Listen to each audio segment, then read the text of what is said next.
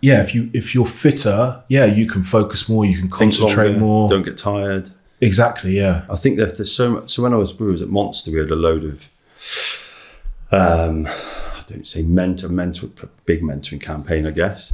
And you started to see a lot of some of the sessions, the seminars we were delivered to by psychologists and stuff, them talking about high level or high performing CEOs. Yeah. All male. It's not sexist. It's just the nature of what it is. Yeah. And all of them were like into some sort of endurance sport of some sort. Yeah. And you're like, oh, that's, when you think about it, I mean, I'm ex-army anyway, so it's like I've always been naive to the fact that 16 to 25 was ridiculously fit.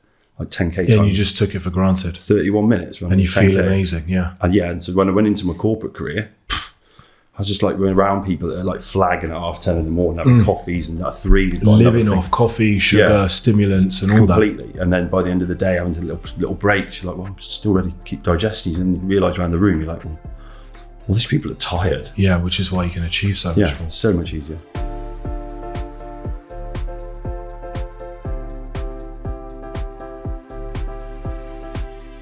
Hey guys, welcome back to another episode of Founder Stories. Super excited. I've got the CEO and founder of Lyfelinez, Mr. Dave Hamlet. He's also a serial entrepreneur. You know, one of the reasons that I'm so excited is we will be diving into what it takes to run a successful product-based startup in the fastest growing industry there is, which is the health, fitness and wellness industry, and extracting his keys to success, what's making his startup grow, what's making it successful. Particularly interested in this one because we've got two angles of approach. One is that you have grown and exited a business with enough return for you to go and retire and sit on a beach in Bali, pursuing your extreme sports and not going back to work. So what's made you come back and start a second business is the second part, which is you've got this startup. It's in a very competitive industry. But from the moment we met, which is at Performex, the event, there was something really different and something really interesting about you. So I think for viewers and listeners, there'll be so much to take from this episode, both from if you run a startup or you're in that side of the business, or you're trying to scale your business and you're trying to get insight into what's the next step. How might you exit a business? What does that look like? How do you get value out of your business? And if you do, how do you then motivate yourself to start again? So thanks for joining me today, buddy. What an intro. No pressure. Yeah, no pressure. Legend status. Yeah.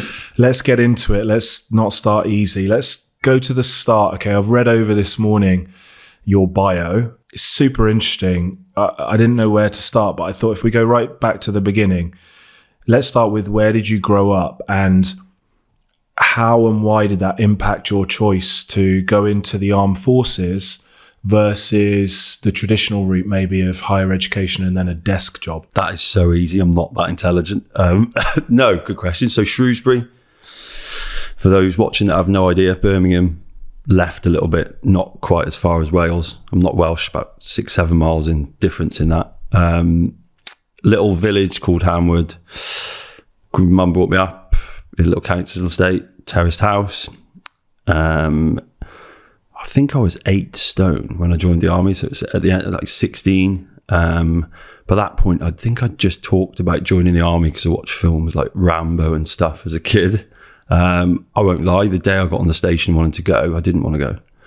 I was dreading it. Very, very small. 2 years later, I found myself, it was pretty hard. I was really good at running, but just when the Bergen weighs pretty much as much as I did, that's not even a joke looking back at it. Like I'm 94 key. Bergen's the backpack. Yeah, the backpack we used to wear. For those that don't know, right? Yeah, for those that don't know, the big pack we wear that's pretty much got your life in it. What's that, 60 key? So it literally was. It used to make my arms numb. How did your mum feel about you going off? Proud. Yeah. Little Jan. She if people that do meet, just introduced her to my girlfriend, and we get the story of when she was a nurse in the army. Bless her. I think she did a bit of basic training, but yeah, she was super proud. I think back then, I was 40, same age as you. 20 years ago, I think there was a bit more stigma around or pride around the job, I guess. Yeah. I certainly don't feel that way about the armed forces anymore. Great to have done it, but I think understanding the wider world a bit more. We were just a tool. Yeah. But it certainly did me well. So 16 to 25.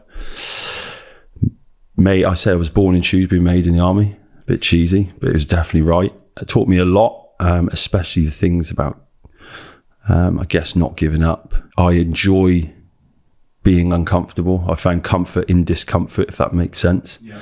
Certainly wasn't that when I was a kid.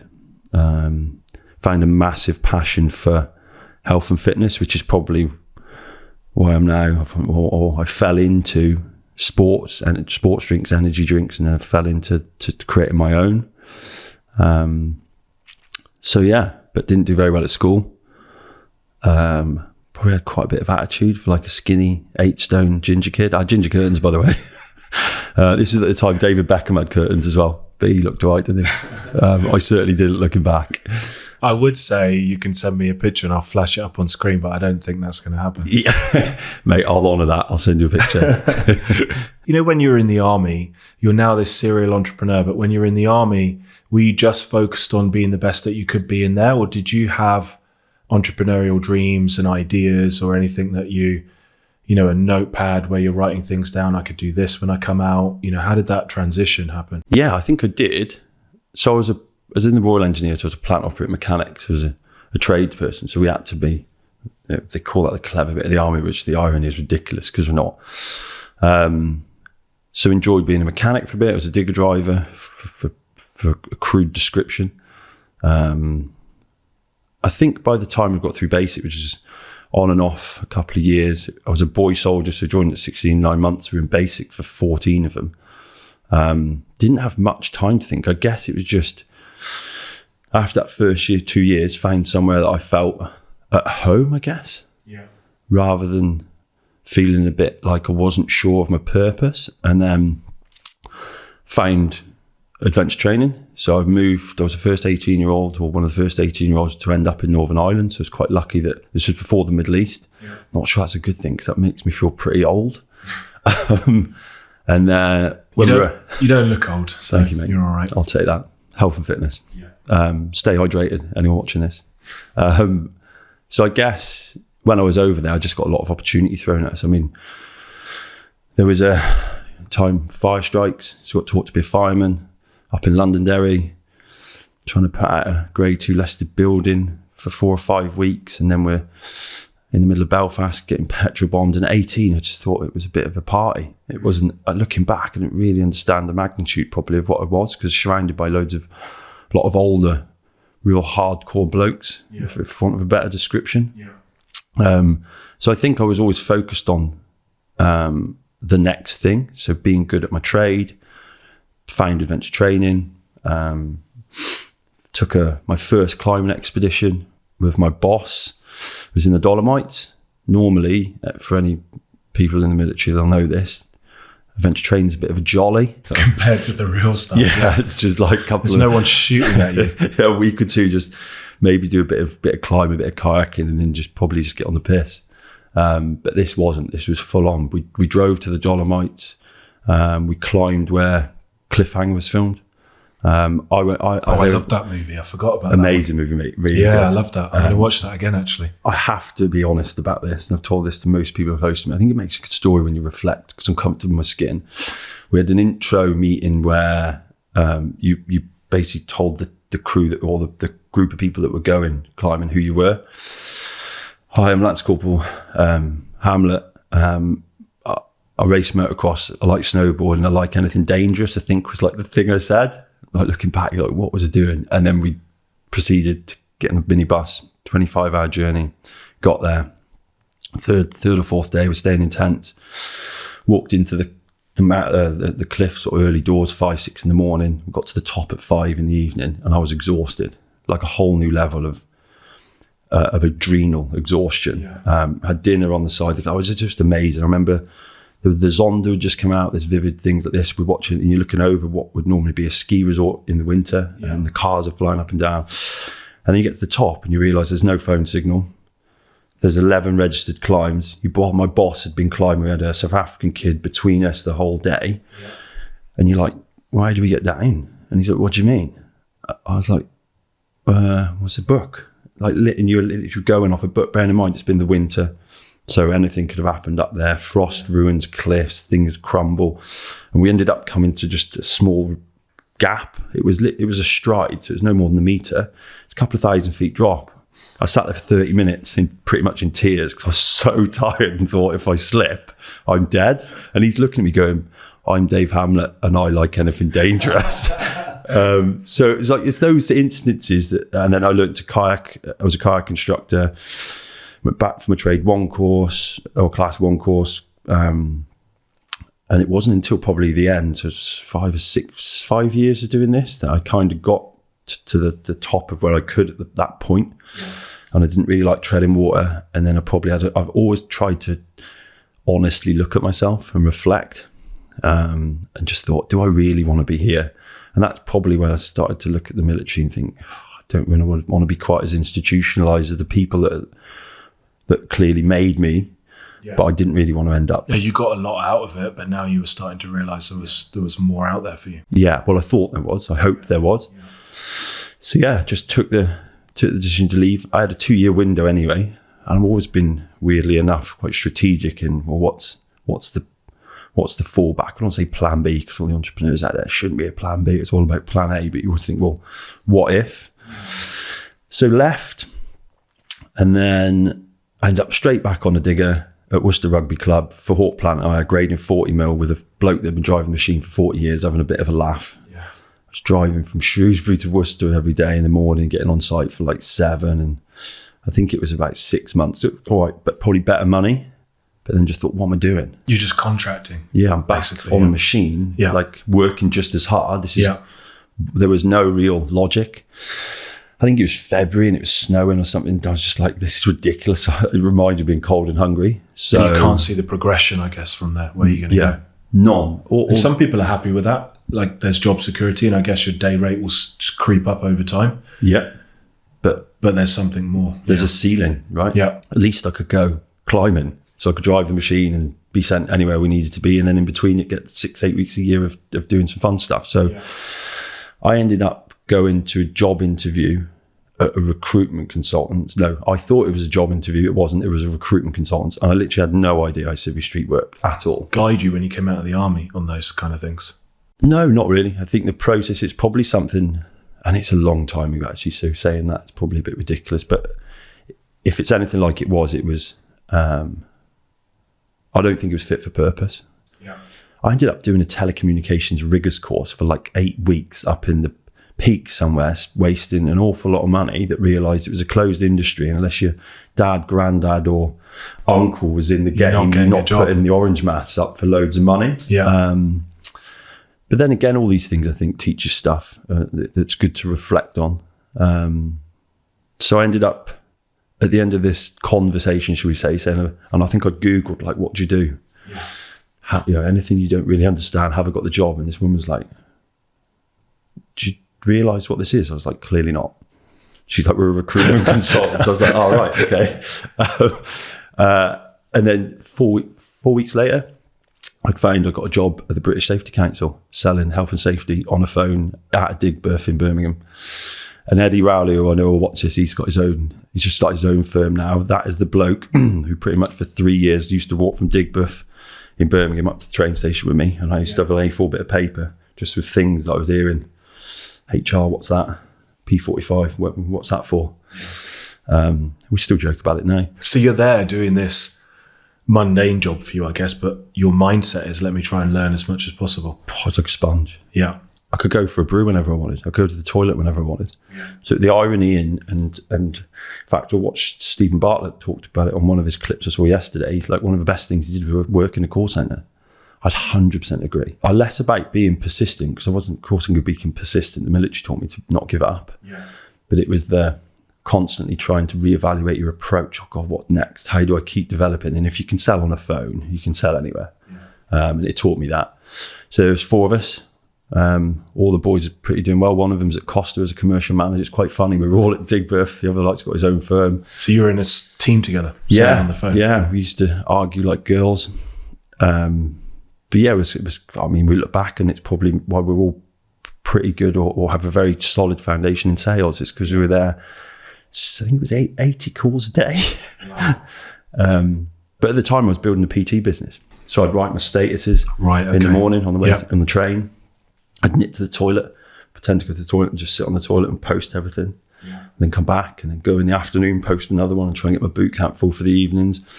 Another 2-hour train ride home, same thing, create content. This was before scheduling tools and stuff existed. Yeah.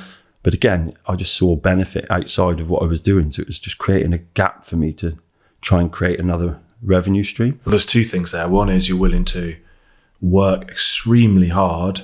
Most people, I was listening to something this morning. It was actually an interview with Chris Williamson and Bumstead. Yeah, seen it. Talking about, the successful people are basically willing to do the things that other people aren't willing to do over a really long-term period. So most people aren't willing to go to work from 9 to 5 and in their breaks not have a break, but be creating online content, again, which is probably 10 years ahead of its time. Because content has only really gone crazy in the last 2 or 3 years, and you're doing it 10 years ago. And then do the delivery of actually training people outside of those hours as well, consistently over a long time period. 5 years. Most people might talk about it, but they wouldn't be willing to do that. No, and agreed. I mean, without make it sound big-headed, I guess, because that's never, but I'd agree, consistency over long periods of time. I mean, that consistency beats talent. Every time. So you got to ask yourself, if you're a business owner, what are the hardest things, the things that I really dislike doing? Get stuck into them. Yeah, and do them every single day. Yeah. And sales is a key skill. I would say that too. Like one of the reasons I think GrowFactor has been so successful at the moment, all of the sales conversion is done on a Zoom call by me or my business partner, Yasser. So we understand the service and the product. Yeah. But we have totally different styles of selling. Yeah. But I think we're both really good at sales. And I think there's probably another undertone there, and this is where I think sales has evolved through the use of social media. We're so lazy. We want value, entertainment, or to gain something, which is another form of value, immediately. Yeah. And I think with doing that, people are then becoming more aware of being able to see when people are authentic and credible. Yeah. So I think the fact as a business owner, that we probably have to do that more and more and more because people can see. I mean, I've watched you since we first met, mate. I can see the passion's there completely. Yeah, and if you're just making content because you're trying to generate leads, you can see through it straight away. Yeah, you have to genuinely believe that your product or service helps your ideal client. Yeah, and you believe in it. Yeah, 100%. Yeah, 100%. Okay, so you are working at the call center, you're starting the PT business on the side. Where do you go from there? Yeah, I used to do boot camps before, so I take quite pride in this. When boot camps, I used to put my green kit on and do it in boots. Really? Yeah. I thought I was a proper boot camp. Yeah. Civvies at the time. And you've got credibility and authenticity because you were in the army for 9 years, 10 years. Yeah. And if you think at the time, mate, group session stuff wasn't really a big thing. Boot camps really weren't. I remember a local PT at the time trying to compete with me, and he couldn't get why probably getting the same cut through. And it was the fact that you're trying to call yourself a boot camp and competing with someone that's, if people look, has come from a military environment where at the time the reason you go to a boot camp was for the boot camp experience from someone that's been in the army. Yeah. Now I think it's evolved because the principles you can deliver, and is anyone really bothered anymore? No. So it's evolved. But if I'm honest, that 5 years I did that, and my partner at the time was amazing. I used to literally work the day job and I ended up then progressing. Gatorade, ended up in Monson, we'll visit that in a bit, but I was getting up 5 a.m. to get to London as I evolved into account management and stuff to get my day ahead. So I'd get back in the gym for 6. And this is, as I was starting my career in a very big corporate to then teach for 10 at night. Did that for 5 years. I got myself in a bit of debt, and this isn't widely known. So this is a bit of a first. I was trying to chase a motocross career. So I'd buy motorbikes on credit cards. Was that your biggest passion at that time outside of the 2 jobs? Yeah, so brother and sister. Sister's 2 times British champ. She was 16th in the world. Yeah, she's quick. Oh, wow. She's the reason I retired. She overtook me at British Championship. What's her name? Gabrielle Hamlet. And then Charlie Hamlet, my little brother. Not so little now. But who got you into riding bikes? So when I met my dad, I was a bit older, just before the army. I had a real, I think as a kid, I had this weird passion, but it's an expensive sport, right? So. Yeah, when I grew up, my best friend at the time, Martin, who I now believe lives in Australia. We lost touch, but I grew up in Devon, and he used to go out riding every weekend, and not from an affluent background. So he'd bought his bike secondhand. Yeah. Maybe he had a Honda something. His dad would work on it with him all the time because that's what he had to do. Yeah. He'd got the van, but ultimately over the long term, he had to give it up because it just became too expensive and too much to keep doing. Complete money pit. But I had the passion for it. Yeah, and I think the whole sport, I mean, if you look into it, and like any other sport, there's just no money. It's the group of people in a muddy field on a weekend, just all. But it's for the love of it, right? Oh, completely. I'm thinking about taking my kids to a go-karting track next year because Jackson will be 8, Caleb will be 9, so they're allowed then on the sort of full-speed outdoor tracks. But I'm kind of already thinking, do I want to do this? Because I took Jackson to my mentor's house. He went on one of these simulators. Yeah. He posted some really good times, and my mentor said to me quietly, not in front of him, he's got a natural ability, you need to get him in a cart. Get him in a cart. And I'm just thinking, I don't want to get him in a cart. These carts are like 100 grand. Yes.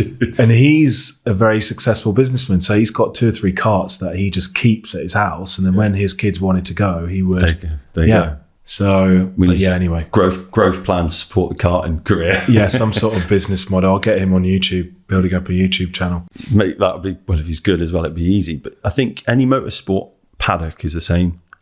So once I quit, bought a super bike. A friend of mine did British super bikes. We ended up doing some track days, but it's just the same. I think there's such a just a good vibe there. But I mean, if you think when we started riding, I was buying them on credit cards. We're talking 2.5 grand, 3 grand.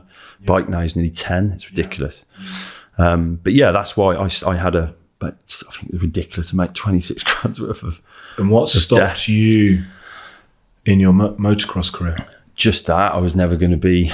I was an expert. I could win the experts and stuff. I could pop to the occasional British round and maybe squeeze inside the top 15, top 12 if it was all right, but I was getting old. I mean, one of the best things was I was just extremely fit. Yeah. I'd start my quickest times at the end of 20 minutes, and then you just look back because I've been doing this since I was 16. 10k time at the time was like 31 minutes, something ridiculous. I can't do like a 3k now in 31 minutes. Wow. Your 10k time was 31 minutes? 31:20, something like that. That is ridiculous. But if you look back, I was 8 stone, just under 8 stone. But so from a motocross perspective, I'm just interested in this. You identified that you could get to 90%, but you just didn't have that extra 10% of whatever it is, natural ability to get right up there. So you knocked it on the head. And I just ran out of money. Do you know, even that, so some of this. So if you're winning, you would have been winning prize money, right? Presumably. No, you don't. You don't need to get to that. No, mate, it's even at the top level, at the British level, there's only probably the top half of the pros are getting paid. This is so you need a sponsorship or you need an online content machine which or something didn't like exist that. At the time. You think we're probably taking photos of Nokia 8210s back then. Like Tetris, not a photo. So what did your siblings do? Your sister, she's getting sponsored then? Yeah, they both were. And my dad, to be fair to him, has just like molded his entire life around going. Yeah, I have complete admiration for that. And then my stepmom did the same. That was their life for a long, long time. What was this? So yeah, my sister's probably late 20s, brothers just sort of early 20s now. So there's a big age gap, they're half brother and sister, but and they started when they were like 4 and 5. Yeah. Whereas starting when you're 18, body doesn't move quite the same. Yeah, 100%. I see some of these kids because I love mountain biking. I see some of these little kids on the reels, 4 or 5 years old, full face helmet, full suspension. Yeah. Flying, doing 360s, all sorts. They got no fear because the dads just took them out when they were 2 or 3 years old and just chucked them down the mountain. Yeah, and they move better. They develop strength in the right place. Isn't it? Yeah, exactly. So you've built up debt. You've got the PT business. You've got the job. You've decided that motocross isn't going to be the one in terms of a career. What happens next? So the day I left the army at 25, I would set myself. I got quite a passion at the time for psychology, and obviously started to try and understand people that were in business because it did become an interest. Yeah. I want to be I set these 3 goals. Either earn 100 grand in 1 year in the next 10 years. Because even if I messed that up and it was a fluke, you'd still settle at maybe 60% of where that was. And it's still double the average national wage where I live in Shrewsbury, which is 26 grand. Or be a director, or the big word CEO, which is so ironic, isn't it? It's not until we reflect that we feel gratitude in where we've got to, instead of feeling grateful and that we're not where we want to be now. Or be the director of someone else's business, a big business. So with that, I've got this career that started to take off a little bit, I guess, from telesales.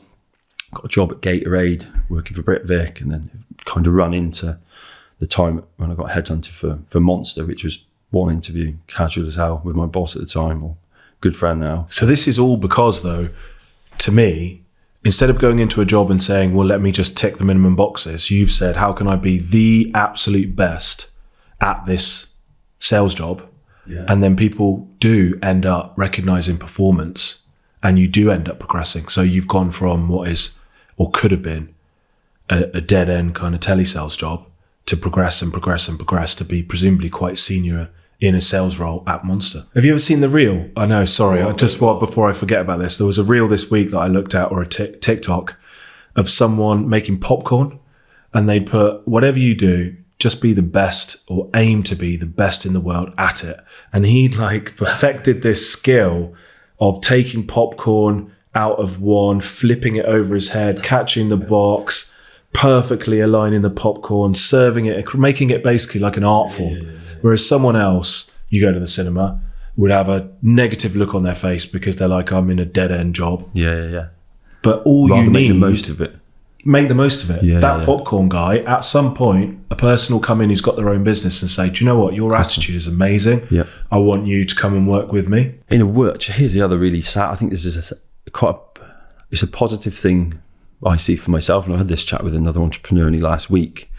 But quite a sad thing when you think about the current state of the world. You mentioned Chris before, watch kind of him, Jordan Peterson, all these guys that are very good at understanding the world we live in and behaviour and psychology from a positive perspective, not an overly negative masculine one. And when I just realised all I've got to do is just try my best. I'm not exactly very talented. I've got no GCSEs.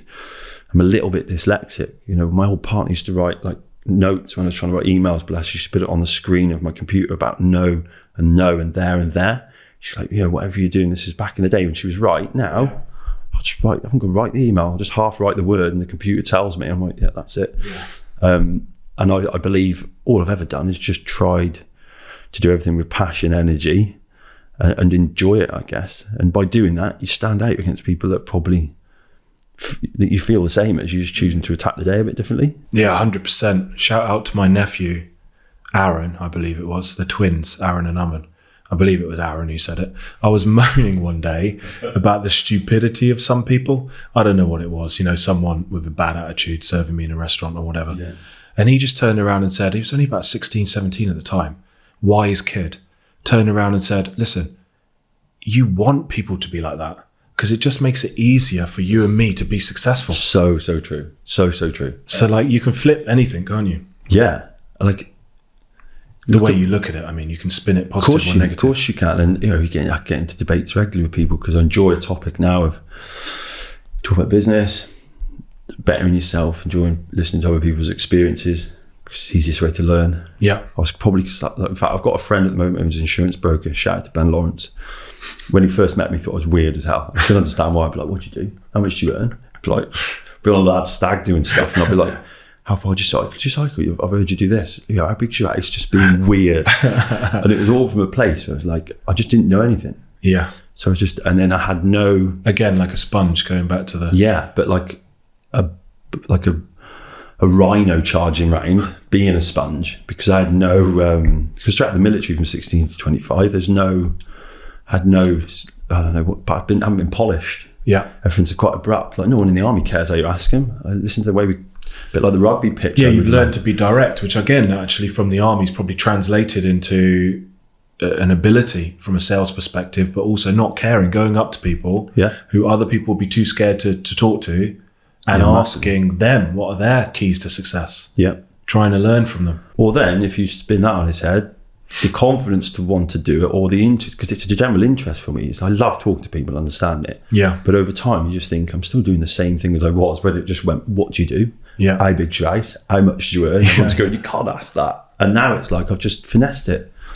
I just re-engineer the conversation to end up getting the same answers. You can learn something from everyone, can't you? I think it's the best way. And I think your circle, I mentioned this on a podcast we did previously. I went straight into this whole, let's be super efficient, let's be totally remote, let's, if I'm not working, spend all the time I can with my family. Yeah. And then I had no relationships for myself. My friends that I used to be friends with, I don't necessarily have a lot in common with them anymore, because they're working or they're materialistic or whatever it might be.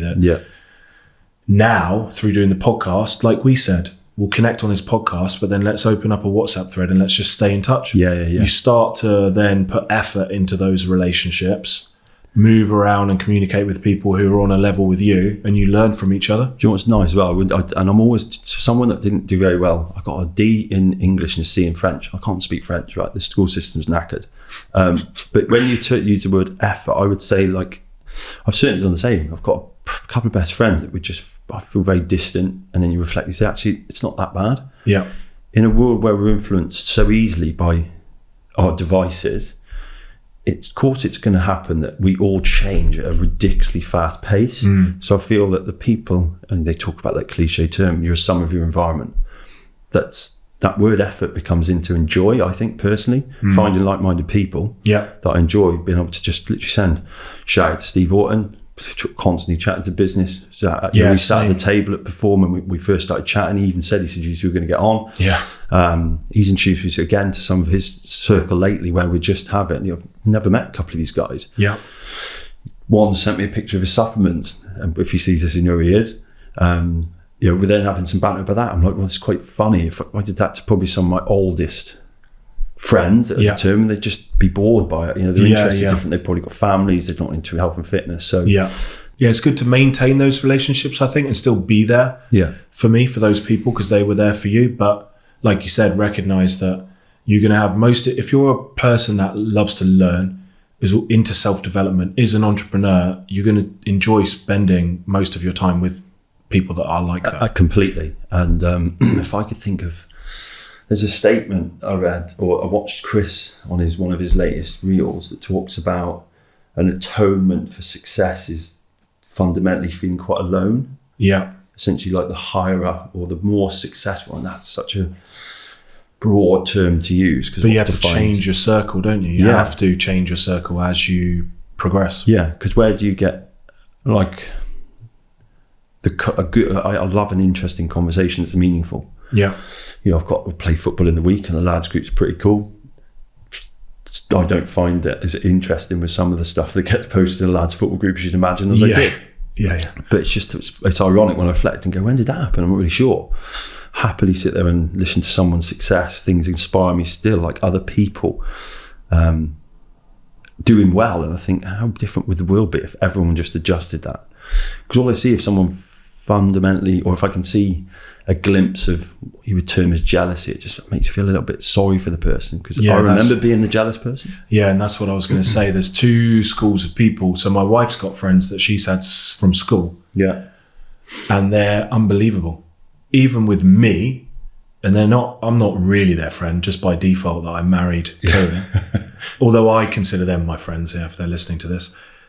They are genuinely interested in what I get up to, genuinely interested in the business, like my posts, do all of that stuff, but they work in employment. They're not entrepreneurs. They just are the kind of people that are happy for you to have success. They come round to your house, say, wow, this is a beautiful house. You guys have done so well. Whereas you'll get other people, some of the kids that go to school with Caleb and Jackson, their parents, who you'll see them once, they'll be nice on the surface, and then they don't want to hang out with you again. You invite them round to your house, they never invite you back. And that's because of, it's not necessarily jealousy. It's either jealousy or it's a feeling of, there's a feeling of inequality from them to you. They don't want to hang out with you. Discomfort they have with where they are. They don't want to hang out with you when you're going out to a dinner and you're saying, no, I'm not going to drink alcohol because I'm off for 90 days, or I've got a meeting in the morning, or they're having to come around to your house. And this does happen, people won't want to come round to our house and hang out because it makes and they don't want to invite you to their house because they feel bad about the fact that their house is a tenth of the size of your house. But what they don't realize is I don't give a shit about that. It does not matter. It's about the human relationship.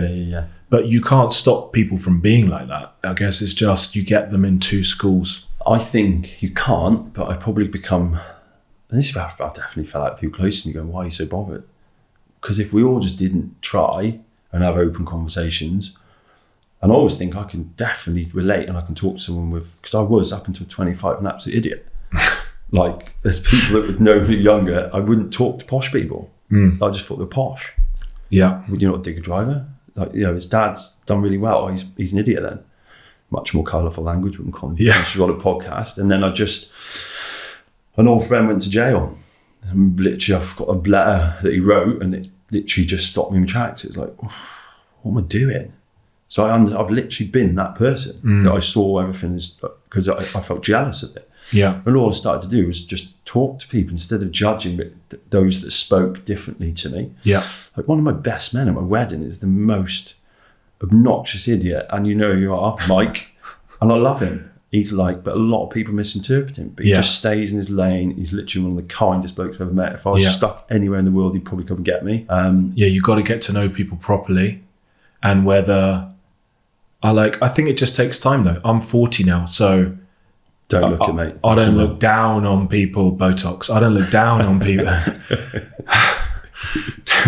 I don't look down on people that are, below me in terms of income or perceived success, or up on people that are ahead of me. You can learn from speaking to your postman.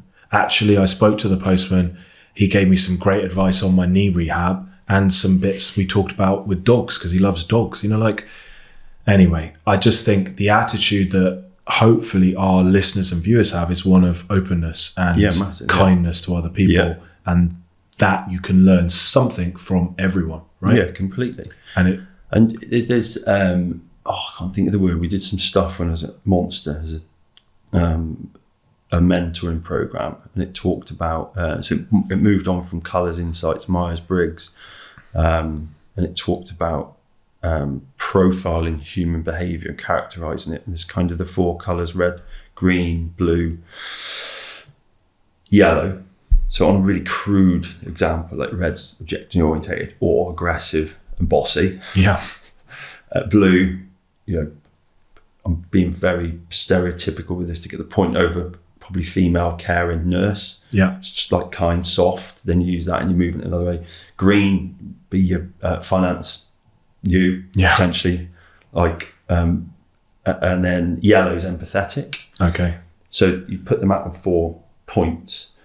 And it's the whole basis of this was if I give you a spade and a shovel, and told you to take the edge of the grass off, and move a load of stone, it'd be interesting to see how you use the spade and the shovel. They'll both do the job, but you try cutting the edge of a grass, just clean it up with a shovel, it'll make a mess. You'll still do it. If you try moving a load of gravel with a spade, it'll do it, but it'll take you ages. And it's the nuance of understanding. They do the same job, but one's going to get you a better outcome than the other. So the minute you can start to understand how others generally think. So I think we quite like, so our directness and the approach we take is quite honest, will not offend. You say someone who's probably a little bit blue and yellow, who's very caring, empathetic, they might see our aggressive nature or our direct nature, as aggression. Already you've lost them. They're not gonna. So the takeaway there is that's really important actually, and I know we digress, but I love that about this podcast. That I'll have a list of questions and we never end up answering any of them. Tony Robbins offers this thing for free called disc profiling on his website. He's big into it as well and teaches it at Business Mastery. And it's obviously a similar thing. If you want to be successful, everything in business is about relationships, right? With your clients, with your prospects, with your team. And if you use your system that you're speaking of, or the disc profiling, you can look that up online before you engage with someone. You understand how to not be a different person, but modify your communication style. And that's the key. To get through to them. And then think about what that's doing. You're paying attention to someone. You're understanding someone from a position of them first. Yeah. Everyone loves to talk about themselves. Everyone loves to be listened to. The minute you do that, then all of a sudden they're going to pay the same back. Yeah. And I think when you can learn to do that, and that was the change for me. Went from being the persecuted, sit on my pissy potty thinking, I didn't have the life that person's had. Yeah. It was so easy to change it with what you talked about earlier. I just changed the way I thought. Yeah. And I've been shown that numerous times religiously through that career in the army. And that's all that I brought into my life, I suppose, as a I hate the word entrepreneur. What was it, vision we come up with the other day? You look for new terms to try and take yourself out of the box. So what was the real question? Was back to, I suppose, that. Well, you're at Monster now and you're just progressing, and we know why you're progressing, because you're working hard, trying to work out how you can stand out from the crowd. Always. Constantly learning and developing to be better in the role. Loads of tattoos help. Yeah. Standing out. We won't get onto that, but I do want to get some more tattoos. So you progressed through at Monster to quite a senior role. How did you transition from working at Monster to setting up your first business, which I know you managed to grow to a significant turnover, and you exited that business for an amount which most people could retire on and not have to work after that? How did you transition from working to running your own business? Or did you do the two at the same time? I did the two at the same time. And okay. And just don't tell Monster about it. I nearly got sacked. Right, okay. This is another exclusive. So this goes back to your working hard. I've got an idea. I'm willing to work evenings and weekends on my own idea. This was a willingness to risk losing a corp. So I was commercial director at Monster Energy. I was there for 5 years as a channel manager out of home, which I loved. The Monster business, I cannot tell you, from the outside in, it's as successful as it is because of the leadership team that exists globally. They're just genius people. And it's unreal how successful that company is, right? In 7 years, it went from being a challenger brand to it's overtaken Red Bull. Yeah. And is it bigger than Red Bull now? Yeah. And even with the F1 team of Red Bull and all of those things. Yeah. Yeah. It's ridiculous. It's a monster. It's interesting because Red Bull have the F1 team, but Lewis Hamilton is with Monster, right? Yeah. So they won't do teams. Yeah. They just do individuals. Yeah. So look at Valentino Rossi. When they did him, and they did a swap, so we were just there, and it took about 4 years to do. So Hamilton and Rossi swapped. So have you ever seen that? No. Oh, mate. So they got at the end of the season. How long ago? Time's flying. 4 or 5 years ago now. Maybe like that. You can find it. Rossi got it on the bike, and Lewis gets in the car. Yeah. And they got a track, just the two of them, and it had been a long time in the plan. Imagine seeing that in the season, two of the greatest, and their race. I've got goosebumps now. Just a massive motorsport nut. But if you think then about what Monster was very good at, it never wanted to be part of the story. It always wanted to be part of a story. It was inclusive. Red Bull was always exclusive. It was double the size of the cat. The principles of any marketeer is watching, you just study that business, and you can do. I've never done a marketing qualification, anything. I learned everything I know about marketing. So the marketing principles that you apply now to the businesses that you're running come from those core. 100%. You could probably write a book. I mean, maybe there's one that exists. The core principles of how Monster started, grew, and is so successful. If anyone out there can write books and fancy writing one for me, let me know. 10 reasons why Monster is an awesome company. You could, because the principles are just so simple. And at the time, I was in my own mind, I couldn't get how you could have all these SKUs. They had a 4-pillar marketing plan, which still exists. It's so laser focused. How do you attract a huge consumer base, which it now has? Or they don't call them consumers, they're called fans. Yeah. They don't want consumers, they're fickle and they're not loyal fans. It's why people support Division 4 football teams. It's not because they're winning or the I suppose it's more to do with what it means to them as a person. I think that's so interesting, because if you think about it, and I think about my own struggles, for people that are running a business, which hopefully is everyone who's listening or watching, you don't have to reinvent the wheel. If you have a product-based business, you could pick a brand that you like, that you're a fan of, 100%, and go and research. There's so many. I bet you there are so many articles that are online that do analyze the marketing strategy of Monster, 100%, the campaigns, the sponsorship of people, just how they've made it work from start to finish. And you could apply what they did, because there's no point in applying what Monster do now as $1 billion company to your startup, but you could go back to the ststart of Monster, look up press releases, look up what they did, and take some of the principles and apply it to your business. And they saw the piece of simplicity was with the business. So obviously, for those that don't know, I say the word obvious, it's not, but they made a really, really good piece of or commercial decision. 2016, Coca-Cola bought in 16% of the business for 2.2 billion. Yeah. What does that do commercially? So at the time they're fighting Red Bull in an energy war for share. Yeah. You never want to imitate when there's only a couple of you in the market. You always go, right, what does that mean? So they looked at the Red Bull business and it was just, right, we're going to be everything it's not. Yeah. Because you're not going to be this, you can't mean everything to everyone. Yeah. And then focus hard on it. So then they've gone, right, distribution is an issue. Red Bull have got a centrally located factory in Europe. Distribution, because the nightlife business was high. The category was emerging. So how do you start convincing people that only stores with fridges to put more stuff in? What's the only thing in the world you can buy anywhere other than bottles of water? Bottle of Coke. Yeah. So partner with Coke and you open up all the distribution channels. Globally, it was genius. Which is another genius thing to do, because it doesn't matter if you've got a service business or a product business.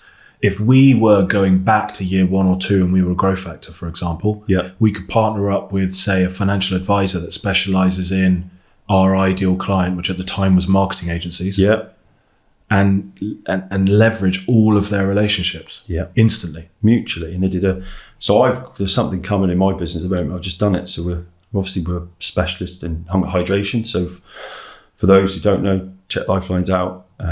Functional hydration. So it would be a new subcategory of hydration. I don't think hydration's that well understood.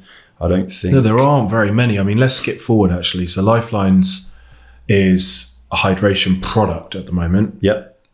But I'm sure it will grow into a multi-product business, or maybe it won't. But a hydration product, look at me, okay? I want to focus well at work. I want to perform well in cardio, zone 2 plus VO2 training. Yeah. I want to perform well when I'm strength training. Yeah. If I look out there's probably only 2 or 3 products that are in hydration right now.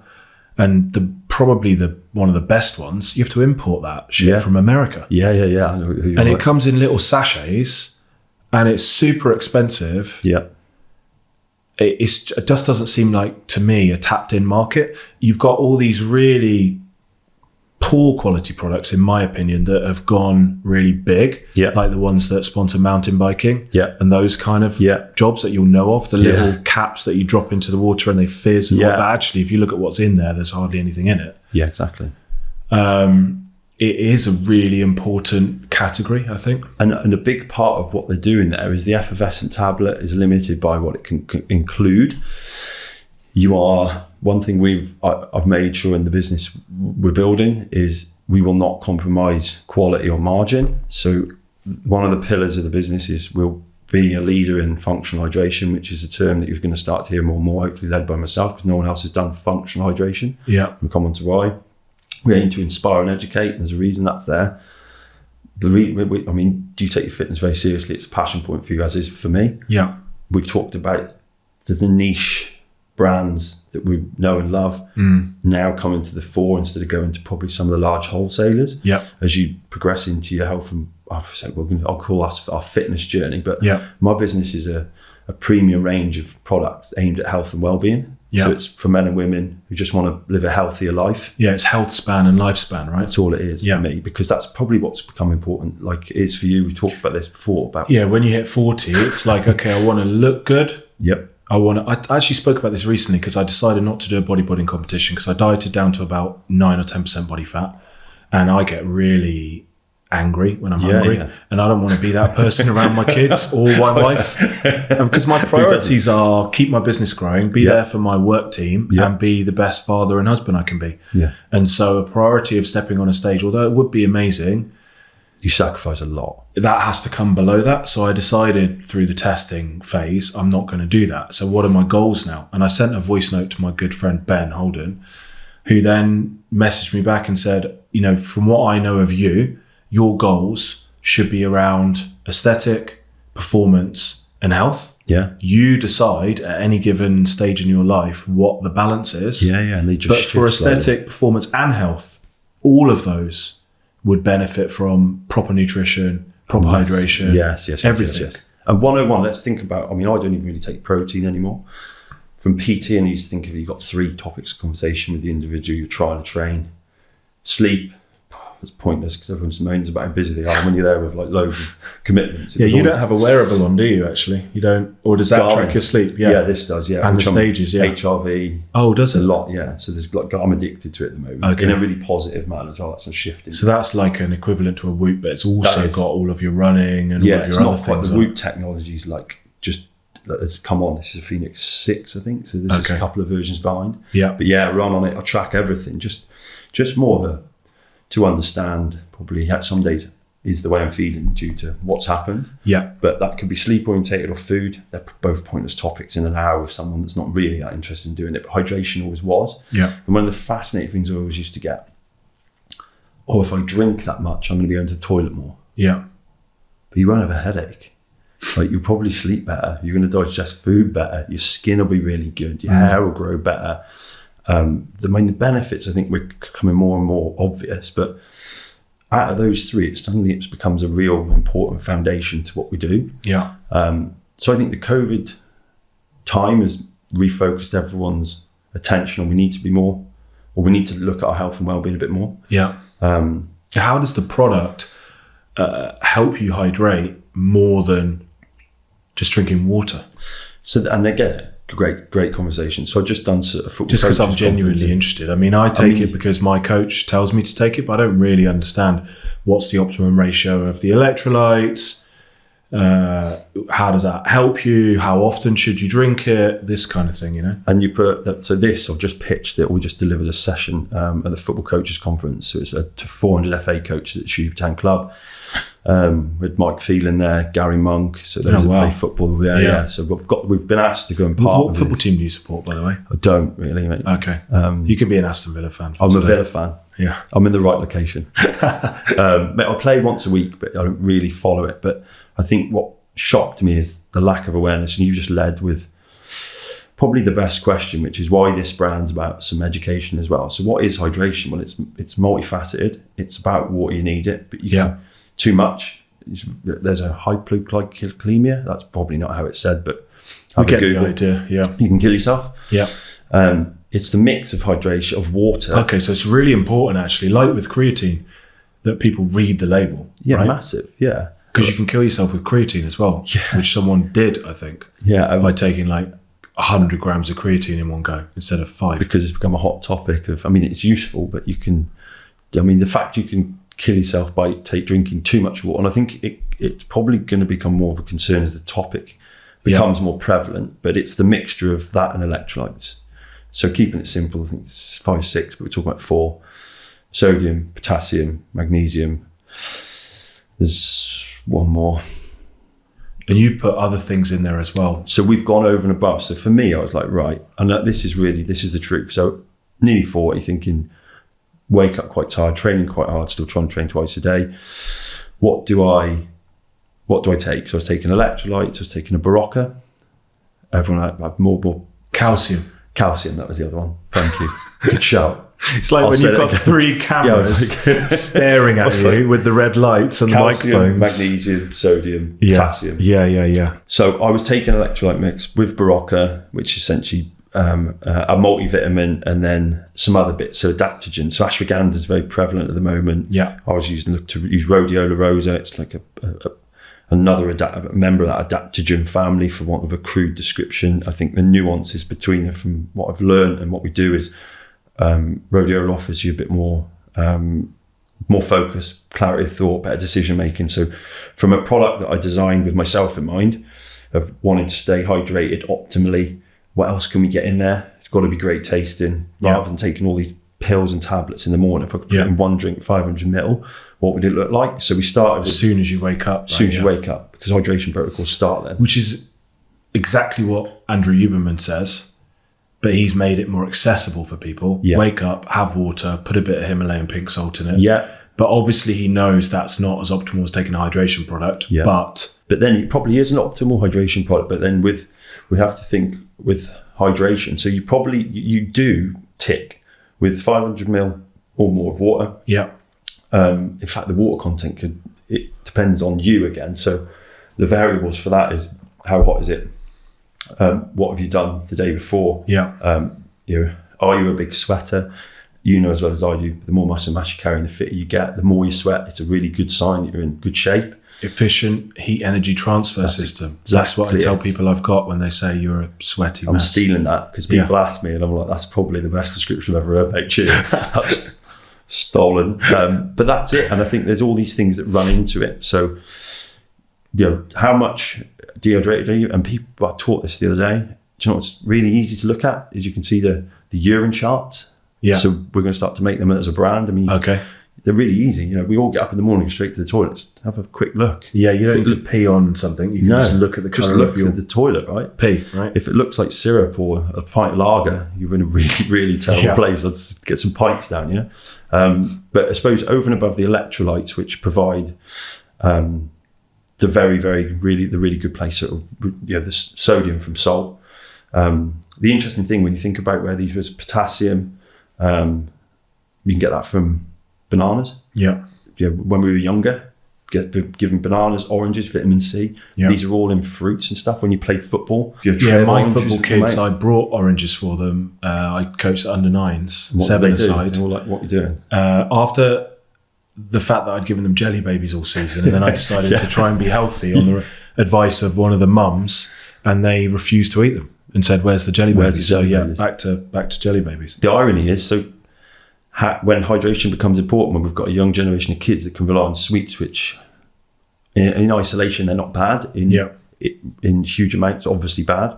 If we can start to do it, and I'm quite glad of the prime epidemic. It shone a light on the hydration category in a really poor fashion, but I think it switched people's thinking. If I can now, and we're a credible business with 2 years in, we had a solid first year that we have done, I think, like to say properly, where we had our first run, we've sold out, but we got to test, sampled 4,000 people, did over 20 events, driving around in the Lyfelinez van.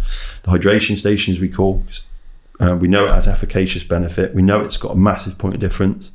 I've used it across multidisciplines of sport. Now, the idea of our brand is we're a health and wellbeing product for men and women that just want to live a healthier life. We've anchored ourselves in things like outdoor pursuits, team sports, functional fitness. That's important to me. We don't want to be seen as any of these extremes because I want to make this successful. It's multi-use, right? But in the question of what's the difference between water and hydration product, presumably there are numerous peer-reviewed studies that show you will hydrate your body more effectively with a hydration product than just drinking water alone. Massively, because you need the electrolytes. And you're not getting that through straight water. The evolution of our diet now. No, and that's the other thing. You do see a lot of people, and we both see this because of the interest we have on social media, and the algorithms are built to show us more. But we all probably do have a very good balanced diet. That one changes. I do love a Mackey's, but I think the majority of people don't. So it's the mix of water with electrolytes. Yeah. But then I've gone and added some extra things because, like anything I've done, I think we do. People who are watching, if you've got your business, you think, well, if I can do a bit more, how do you make it different? If I can drive value. So this is where the functional hydration comes in. So we've thrown D-ribose in there. Okay. Really good. Again, forgive me if we've got any scientists or biologists or stuff watching this, but a crude description of D-ribose. But you're not a nutritionist, right? You're the visionary, and you've partnered with very highly qualified nutritionists to come up with the blend, right? In fact, one of the leading independent brands, he's the good friend of mine. He helped me put the panel together. So I had a vision of what we wanted to deliver, exactly what you just said, with the view that I just wanted to take all these things I was taking and just put it in one good drink. But you need to know what's the ratio, and where that's do you what get we've done. The quality from, how do you test it, all of these things. So things like the vitamin C quantity is directly linked to making sure you're 500 ml serving. Because anything less like this, and Rich could do a much better job of describing some of this, but there's some really good science to the way it's been put together. But the D-ribose piece pretty much is a precursor or helps with the body's ATP process. So that at a raw level, how we get that feeling of energy. Nice dose of taurine. We've got acai berry, good antioxidant. Again, you won't really find it in anything else. And then we've got rhodiola rosa. And presumably you don't have to be a sportsman to have this. If you're trying to, is a question, we'll kind of go to the end questions and then we'll come back again, right? You go for it. as an entrepreneur, forget about even being into health and fitness. You want to sit down at your desk, not rely on stimulants, which we spoke about before. Most of the people who are in corporate environments, even if you don't have your own business, are living off nicotine, caffeine, and sugar. Yeah. So if you remove that, what you're going to end up with is a really period of 2 weeks where you want to kill yourself. But then you're going to level out. What you want is, do you know what? I've drunk less coffee over the last week, and I've started drinking this mushroom blend. Yeah. 80 milligrams of caffeine. I'm delaying putting that in. Yeah. And then not having the midday coffee at all. How are you feeling? I feel a million times better. Yeah. And the biggest impact is at 5 o'clock, let's say when I stop work, or 3 o'clock, depending on the day, and I go and spend time with my kids or my wife, I'm not this dead zombie where all my energy's gone to work. Yeah. So if we're trying to create like what's the optimal process now for an entrepreneur, they can use this product to sip on, presumably. So if they're following the guidelines, they can sip on this. Yeah. What else would you recommend an entrepreneur to do? So they've got good levels of energy, long periods of drive and focus. They can get the most out of their working day. So we've got, to your point, I literally walk around this, and these are becoming more prevalent each and every day. So get a big jug and mix it up. Big jug, mix it up. But there's only 2 scoops. So it's 1 scoop, 500 ml. There's 2 litres in there. Yeah. It's like squash. So if you're not, all you're doing is diluting the taste after that, because fundamentally it's full of enough electrolytes and the right dose of D-ribose, taurine, etc. for the day. Okay. Now, if I sweat much more on a train, I'll probably do another one. Yeah. Outside of that, I will have a few coffees. I've also designed I'm going to use the term clean energy. I'm still playing around with how we put this, but essentially it's a sports energy product. So it's carbohydrate based. Okay. But current carbohydrate drinks are glucose primarily. Two really bad things about glucose. Rot your teeth. Yeah. Spikes your blood. My wife's a dentist, so she hates, we had to stop giving the kids Lucozade. Yeah. Because we couldn't work out why one of them's had to have a tooth out. Right. One of their baby teeth, luckily. Yeah. And it's because I was giving them Lucozade for almost 3 or 4 times a week for their football practice. Yeah. And so this is a great point, and this wasn't set up, by the way. If anyone's watching us, didn't even know the missus. No, I mean we're literally not covering anything on my list, so none of it's set up. We digress. So the very reason I've made these 2 products, and you were right at the beginning, we've got an extensive MPD line, but R2, this is daily use every day. Yeah. Vitamins, minerals, electrolytes. Help with stress, anxiety, depression with these. So you'd recommend a multivitamin, take your fish oil? Massively, all that. I think it's very much that. I mean, you get some of these, you've got vitamin C, the B vits in this as well. Okay, so just make sure you're not taking too much, look at the overall panel. And then this clean energy, you'd put that in if you were exercising. Yeah, or if you just, I'd look at it slightly differently as well, because there's some benefits with it. So we've got a carbohydrate source that doesn't spike your blood glucose levels like glucose does. Right. It's been used in the Nordics for years with endurance athletes. You just get and you don't get any crash. So there's a lot of science that talks about, and we've all had it when you get the shakes, when your body's like, to use that. And also I was listening a few days ago about reducing heart disease and cancer risks. And one of the big determinants of that is your insulin sensitivity. Yeah. So if you are using an in-workout drink like Lucozade, that's glucose based, that's going to constantly raise your insulin sensitivity, right? Significantly. Yeah, which is going to increase your risk of heart disease and cancer. Well, if you then turn into, so will this come through Lifelines, or will it be a different No, brand? It's Lifelines. So everything you see will be a Lifelines product. And essentially the reason we use the word, I trademark the word Lifeline, is like everything I'm hoping will be a contributor to an improved way of life, if you like. Your products that are offering genuine innovation. I use that word very, I think it's thrown around too much, I guess. So when we use it, I'm trying to, and I hope people can see that this is innovative. So it's not just about a normal electrolyte blend. I've gone and thought very hard about what else we can do. Because you have your brand, and you've clearly set out at the start of this business 2 years ago what your mission is, massively, who your ideal consumer is, and then therefore you're not just bringing out products because you think you can make money. No, they're brought out to have a benefit to your ideal consumer in line with what your mission, vision, and values are. Right? Yeah. So I'm going to go a step further there. Our consumer is across so many different other products at the moment that I'm leading with a brand. I'm hoping the consumer will create a consumer base. Okay. With a mix of people. Because if I go down the old-fashioned route of marketing, you could say predominantly my consumer is a Barocca consumer. It's someone who drinks an electrolyte blend because they're very different.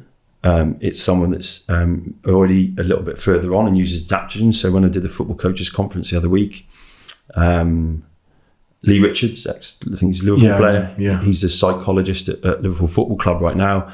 Afterwards, he was at the back of the room. Loved the way that as a business, we're kind of ahead of the curve, looking to use such things as adaptogens in everyday products. To the point now he wants a conversation about how we become part of his mental health and well-being kind of online program from an educational perspective about daily use products. Yeah. So our consumer there is across 3, then you could probably go 4 with sport. Yeah. You could go 5 with a working professional, which can sit outside of them all. Yeah. So we started with a vision, and this is my business partner of what I wanted the product to service and fix, and then gone, right, we're gonna kind of lay out a stall about what we mean and let people decide to use the brand rather than chase everyone. Yeah. Okay. But so you've created a vision around what the problems are. Yeah. And people have these problems across different types of person or sports or whatever it might be. You're solving the problem, not necessarily going after one sport, which traditionally people have done. Yeah. Right? I'd rather make something that's very credible. Yeah. And it's why there's another bit here. The first 3 months I couldn't sell it. Business partner was like, what's wrong with you? I was just worried that in my own head I created a false version of the fact this is really good and it's not. And it was really difficult until I'd seen enough people sample it, taste it, and then... So you wanted to give it away to get feedback. Yeah, you didn't want to charge people for it, we give just in case you... Yeah, I would urge anyone something. starting a business, if you can't give your product away and get good feedback, don't try selling it. Yeah. That's 101. I think for people are quite... you can cut your nose and spite your face, I think you can make money straight away. It's very You've got rare. to be patient, right? You've got to be patient. You know, these trends, like I think the prime businesses from a marketeer, it's fascinating. Well done to those boys at Congo Brands. Yeah. I've been watching them for a long time. They've got a couple of other brands, Alani and things. I just take, again, always admire people that are doing their craft and their trade very well. Yeah. But outside of it, I'm going, right, I want to do the opposite, and we're still hard and fast. I want to deliver a business, a product that's extremely credible and authentic, but it's going to, the curve's just shallower, right? It's going to take longer. Yeah. But I think once it does... So that is a core business principle and a takeaway is be patient. Again, coming back to do the hard things. Yeah. Be consistent. Yeah. Don't on give a up when you daily get that basis. feeling that you think it's not working. This is a really interesting one as well, because I've been putting out social media content on a regular basis for probably 2 or 3 years now. And only this week, I had someone book into my calendar who ended up becoming a client. And I said, how did you find out about me? And he said, well, I don't really know, but I've been following your content across multiple platforms for about a year now. All of a sudden, there you go. And I've got another person booked in tomorrow. On the form, it says, where did you hear about me? It says social media. Yeah. So it can take 2 to 3 years Just for things. And then all of a sudden, all that work. it just kicks off. Yeah. But you have to, like, going back to what you said, I enjoy making the content because even if people don't become clients of GrowFactor, what I'm saying, I genuinely believe is useful. Yep. And so it's out there to help people and raise awareness. And if people are ready, which generally in the market is about 3% of your target market are ready to buy at any given time, they will just get in touch, which I guess is what you're doing. Create the product to solve the problem, and then the community will start. Okay, look, let's get back on track a little bit. Yeah. Sorry, I keep Although, no, it's not. Everywhere. I think it's brilliant. I think it's really good because what we've done is we've looked at the story, we've looked at your origins, we've got a real good idea of what makes you tick and why you've been successful. We've skipped through the transition from Monster and starting the business and almost getting in trouble. So that's one thing I want to box off. I got found out, yeah. Okay. And we've gone on to what Lyfelinez is and why it is successful. If we go back, and we'll just do more of a quick fire, I guess. You started a business because I guess you had the idea and you didn't want to wait, even though you knew there was a risk. That business, just talk to us a little bit about that business. Which one? So you started a business that was food delivery, Yeah, right? Zoom. And now it seems like to most people, I guess, who are listening, that food delivery only started a year or two ago. Deliveroo, Uber Eats. Now you've got another one. Oh, I've got loads. There was a quote. Getir sponsored Tottenham. Yeah. So there's a theme here. You were making content 10 years ago. People are only starting to make content 2 or 3 years. Deliveroo, I mean, it only really became prevalent a couple of years ago. When they floated. When did you start your business for food delivery? So there's a story. There was an old friend from school, got Shropshire Takeaways. Okay. He'd started Shropshire Takeaways. Okay, yeah. And we ended up I'd been PTing him. He was a successful consultant at the time. We ended up on his stag do. There was only 4 of us. The other 2 were really drunk on the plane, and me and him were talking business.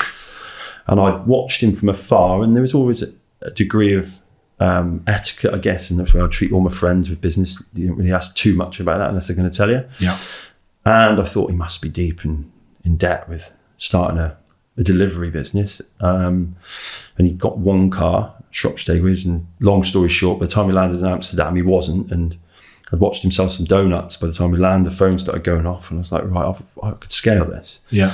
And that's where it started. I shook his hand, and this was just over 3 years I worked on that in secret. I was at Monster for this time. Anyone at Monster now. But that comes from having an open mind to, like we said, anyone you speak to could bring you an opportunity. Yeah. You have to be like, this is the secret, or whatever you call it, the law of attraction. Yeah. If you're walking around in your life like, okay, I'm running my business, but there might be another business around the corner which I'd enjoy even more and would bring me even greater opportunity. Yep. Let me talk to everyone with an interest. With an open mind, massively. Yeah. And you were exactly right. I was looking at that, and channel manager at the time, just the last 2, so the year into working on it, I got given the commercial director role, and I was on the leadership team at Monster. Like, you can't really get any higher. So are you learning and taking all the principles that you're getting from Monster and applying the relevant ones to this food delivery business? I've done it with every business I've started since. We've got a consultancy we just started now as well, and it's like those same principles applied. Like, lay his stall out. He was in a market where I could see, and I fell in love from being an FMCG with looking at category insight and data. Okay. Like, you can tell, I mean, you're an accountant, you can tell a lot from numbers. I see you talk about it a lot. Understand your business, make sure you've got a dashboard. Everyone's watched Dragon's Den. I can see why, having watched that for 15 years, and now probably if you asked me to go on it, I probably wouldn't unless it was a marketing strategy. But to go from, again, on reflection of seeing how frustrated they got when someone didn't understand the numbers. It's because of how important it is as a business owner. If you can't sit there daily and just spout off where you roughly are on a macro level with your business, you're not engaged enough, right? No. I don't think you're ever paying it enough attention. So we started that, and I just saw a huge opportunity. So bearing in mind, again, a bit of a visionary with this, you've got Just Eat, started by an ex-Coca-Cola sales rep. What a story that was. And I was at Coke at the time with people that knew the guy, and then you watch that was all growing through acquisition. And I think that story, never met the bloke, but from afar gone, wow. And to be working with the Coca-Cola system at the time as well, you'd hear it come up a lot. And then the system of our business, or the Coke and Monster business, was then talking to the Just Eat business. So it was on my radar. And I remember watching the explosion of the Facebook era, and people talked about, oh God, that nothing's going to ever capture such a valuation with no real value or making any actual money. How wrong were they? The food industry just did it with food delivery. So we started it. I made a commitment, shook his hand, 25% for 3 years with no wages. Just said, listen, if we can get it somewhere, I think in my head, bootstrapped 15 grand because he basically sold his car. And the money. So it's his business, but you've said to him, listen, I can come in and I can use my marketing and sales skills and what I'm learning from my role and apply it here, and I can make this business much more successful than it is. And we took it from Shropshire Takeaways, renamed to Zoom. And then if you fast forward 3 years, we'd got 330 odd staff, of which a big part of that were gig economy drivers. We'd set up a model, so we had 60 of our own cars. I was the first person to walk into Co-op and sold the whole convenience delivery idea. So no one was doing it. Remember, you just got hot food. And I was like, oh, we could do more than that. And then we just didn't have a scale. So we were a rural delivery specialist with the view that I knew what it was like to sit on a leadership team. I knew what it was like to be in a business that floats. Yeah. Enough people to ask, and you're influenced by what your shareholder wants, making sure you stay in your lane as a business, because if you start to deviate from your model, there's going to be a degree of risk in trying to waste money. Yeah. So I said to him, what we need to do is own the rural delivery model. And this country in its entirety has got a lot of rural space. Yeah. Because essentially, when they've stopped spending marketing money trying to acquire customers in the cities, Yeah. their focus is going to go, where else can we get customers? It's Yeah. going to be in the rural space. Yeah. We're going to pop up and be like, well, we've already got a model. Yeah. So the exit strategy was exactly that. So you're already thinking 3, 4, 5 steps ahead Yeah. to exit. Yeah. Looking at, okay, well, it might be Just Eat or it might be someone else, but we can basically do what's not on their, what it's on their roadmap, but we can Not do yet. it now. Yeah. Because they'll be coming to it in 3 That's years. exactly it. I think there's a key thing here that I'm not sure whether this is actually helpful for people listening or viewing or not, if they can't change their own personal circumstance. But it seems to me like when you went into your corporate role at Monster, you approached that in the opposite way that I approached my time at KPMG, which is do the best I can and learn absolutely everything. And also it taught you, because you're at Monster, one of the best companies in the world, to think big and have confidence. No boundaries. Yeah. So when most people start businesses, they go in and I feel like they just start too small. Yeah. So many people I speak to in the wellness industry, they've got businesses and I say, what are your goals? And it's like, well, I really love it if I can make $5,000 a month in 2 years' time. And I'm like, how does that motivate you? Yeah. But Yeah. they haven't been into a corporate environment and just seen businesses making these big, bold moves. Like ridiculous as well. Yeah. Yeah, Like balance which you've sheets applied with just to your- zeros that. Yeah. And so you've applied that to your business and come in with confidence. And just, it's interesting just to see if you have a confident approach where you think about what are the big moves that I make, how much of a difference that makes. Because ultimately you ran that business, it was sold for an 8-figure sum, right? And so you don't need to go into the details of it if you don't want to. And at that point, you could have chosen to just stop working. Yeah. So I had a 9-month timeout. And it was that point I got really depressed. I had nothing to do. And it's really odd as someone that's, hopefully you've got from the time anyone's been listening, if you still are, is I've done an awful lot from a position of my childhood where I probably would never have expected to. Yeah. I felt very grateful, but just lost. And you weren't working at Monster anymore then? No, we'd left. I was literally doing nothing. And I've not experienced that. And I kind of think, okay, GrowFactor's worth X now. I'd like to pass it down to my kids, but I'd also like to potentially exit. What would that look like? I do think that I would, after a few weeks of lying on a beach, be looking for something else. Yeah. See, mine was a bit worse. Or not say worse, I'll be very careful with my words. I don't have children. Yeah. So, and that's on purpose by default. Don't really find that of interest as yet. Keep myself healthy just in case. But when You got to freeze your shit. you can I do heard that. this. Yeah. Have you listened to Tony Robbins' Life Force? No, I will now. You listen to it. Yeah, freeze your sperm. That's it. That's all Especially I'll say. in the midst of what we are, population collapse. But Yeah, I digress. if you're healthy and all your biomarkers are good now, I'm only in the first chapter, but freeze your sperm. And if and when you do have a baby, get the stem cells. Right. You're good to go.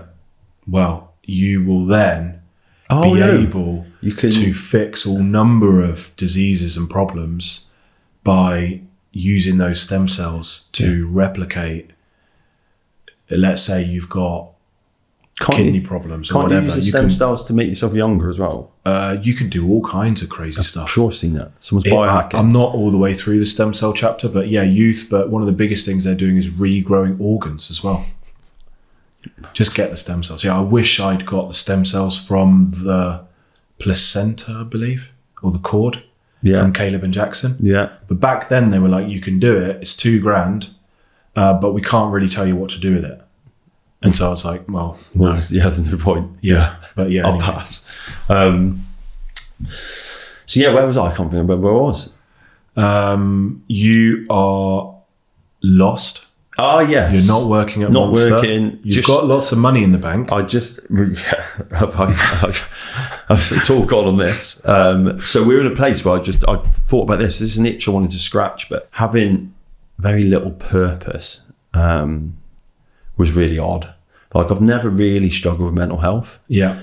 especially when you look at probably, when people talk about certain careers, probably that should have been one where it was, but never really struggled until then. I think it's just when you start to think, Christ, what's it mean? So the good thing about starting, I've got four businesses now in the portfolio, and I've got a renewed aim.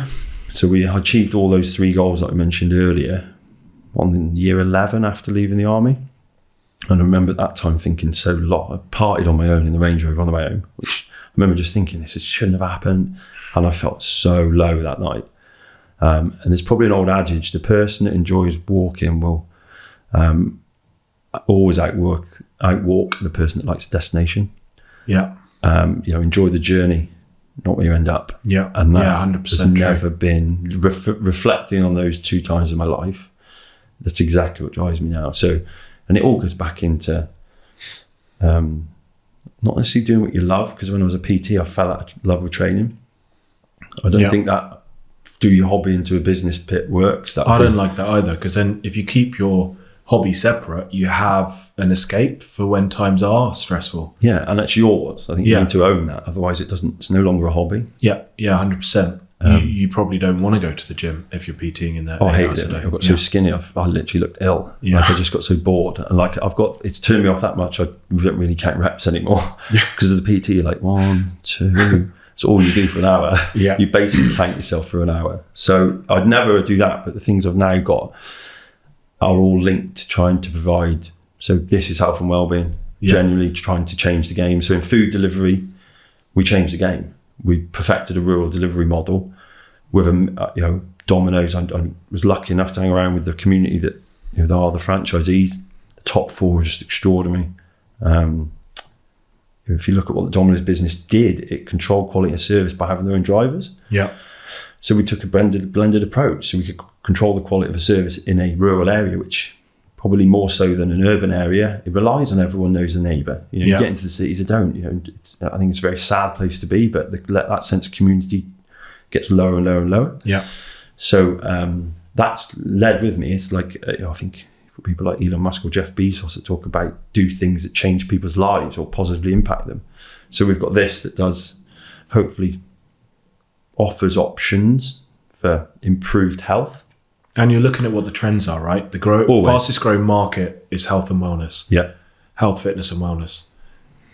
A problem that people have is optimum hydration and the diet changing. Therefore, they don't have the mineral balance that they had. Vitamins and minerals are low. How did you come up with the idea for it in the first place? Just because I already knew. So Lifeline sat there and toyed, and this is when when you start in businesses, you realise most written words are gone. There's no domain names left. Everyone's spelling really random set. Yeah. And I found Lifelines. We tried to make trademark it. Healthcare business had got it, so I respelt it. And I wanted Lifelines because it's throwing you a lifeline when you're younger. But how did you come up with the concept of it, the primary product being a hydration product, or it being a company that solves health problems purely in the market? Because I saw, again, for my days being in sports and energy drinks, I've been in FMCG for 15 years. I guess it's a natural progression, isn't it? I mean, it's a stupid question, really. You're at Monster and you can see that. Hopefully you can see all the things that Monster doesn't have that you'd like to provide. Yeah, also in that gap, like a frustrating piece for me, actually, and I've never thought about this, but if I reflect on what we used to look when you look at some of the Nielsen category data, there's no real definition for what I would call hydration. Like, it doesn't exist really. You've got sports energy in there. Lucozade, a bit of a blurred line because you've got Lucozade Sport and Lucozade Normal. They're very different. So it was just about going, actually, there's a problem to solve in really defining the category, which is always a good thing. But energy drinks didn't exist until Red Bull created it. I remember when it was a crazy thing, and one flavour, one with sugar, one without. And it was the defining point when Monster changed and went, well, we're going to give loads of flavours. So someone who enjoys a Coke but wants the functionality of a high-level stimulant drink that doesn't want to drink coffee, let's make a cola flavoured Monster. Christ, you've just recruited get their favourite flavour. Like, I love when I go on holiday, Portugal, Spain, somewhere like that, and I can find the ginger beer flavoured Monster. And I'm like, it's Christmas. Because it fits a purpose if you like that flavour profile. But you want and you associate with it. And you want the functional benefit. So I guess when I looked at that, it was hydration didn't exist. in a fashion that, in my humble opinion, it should do. It still doesn't. I want to use the word functional hydration. We've just agreed a partnership, a distribution deal with a large water manufacturer. So I'm revealing some secrets here, but we were currently looking for £500,000 investment because we've just signed a deal with the Diabetes Safety Organisation. Anytime Fitness we're going live with on the app. And is that one of my questions is always, how do you attract clients, convert clients to deliver to clients? The delivery we've talked about because the product is what it is. Yeah. It's created its own category. It's designed with a world-class nutritionist. It's proven peer-reviewed as to why you drink that instead of hydration. Much of that about as well. So much literature on hydration. You've got the top people in the game, Peter Attia and Huberman, talking about the importance of hydration. And more. Yeah. So the delivery, it's like a triangle. A business needs to attract, convert, and deliver to clients. Delivery, tick. Conversion is where they buy that. So you don't have to deal with that. The conversion will be open the fridge, pick the product, they're at the gym or the co-op or wherever. So we're in a bit of there's a different roadmap to that. So that's probably the best question. So I've designed this first in tubs in powder. Okay. So that whole format in tubs has a limitation. It's a bit bro science. Yeah. No one wants to walk around with tubs anymore. But what we did, we've been very pragmatic and clever about, pragmatic and I think how we should be. So as we prime ourselves now for our first major seed round of investment, hopefully investors can look and say, you've done this how it should be done, tried and tested it. So we're moving into single stick formats. That's a business of its own. Yeah. When I look at the market commercially, the ready to drink space is there. We're not into ready to drinks yet. We will be by the end of the year. Okay, so there'll be different conversion models for the different packaging varieties of the product. So exactly. the conversion of the powder will be directing them to a page that converts them to click buy now, and it arrives the next day. Right? Direct to consumer. Yeah. Ben Francis has just shown the world how that model should be done. And I even know when I was we were time at Monster, Coca-Cola were even trying to explore that. I mean, for anyone that understands that and you're around those people, the risk that we're talking about, how does that even work? Because you can alienate your business model has been built off 100% other people selling it. So the model's better because you have more profit. But how quickly can you convert a direct model from an indirect model, which was always quite interesting. So we started direct to consumer. That way we can still protect the margin to a degree when we're delivering a product that's not cheap to make. And then from there, it's about building sensibly. So Amazon, the market on Amazon is very much a sticks and single sachet, single serve market, which we now know. We've built between me and my business partner, Jake, he sells probably circa 18 million quid worth of products in the tech space from many brands in Amazon. He's been doing it for years. We sell circa nearly £400,000 of toilet roll on there now. So the Amazon market is just unique and we understand it. So we've just evolved into the right pack format for that. Okay. We talked earlier on about not wanting to be hardcore in sport. I've got a real passion for just getting the most out of your day. So we talk about Lifelinez. It's your perfect partner for work, rest and play. Okay, I like that. Yeah. Mars. I think I was a Mars advert with it years ago. Didn't realise it until someone said. So it's about productivity. So we've got, our good friend Steve Orton's going to be able to put together what a workplace campaign talks about. Let's go into a young, vibrant office in the city somewhere with quite a young workforce and talk about something that's probably hopefully going to resonate, which I know the brand is. And the sticks could be in their canteen for them, because if you go to the employer and show your productivity reports, they want their people to be happier, healthier, more productive. Yeah, and not remove the sugar options, still go things that mean something because the brand's still fun and hopefully we'll tick a box or something to do outside of it. It's certainly healthy, helps with the micronutrients for those that are away, the things that look after immune system health rather than just carb, fat, protein and energy. So is that your recommendation? If you're starting a product-based business, you'd go direct to consumer first. You test it and offer it for free as well, wherever you can by going around trade shows. You've got the van, you're visiting people. Then you can look at Amazon, but you need an expert to help you navigate that.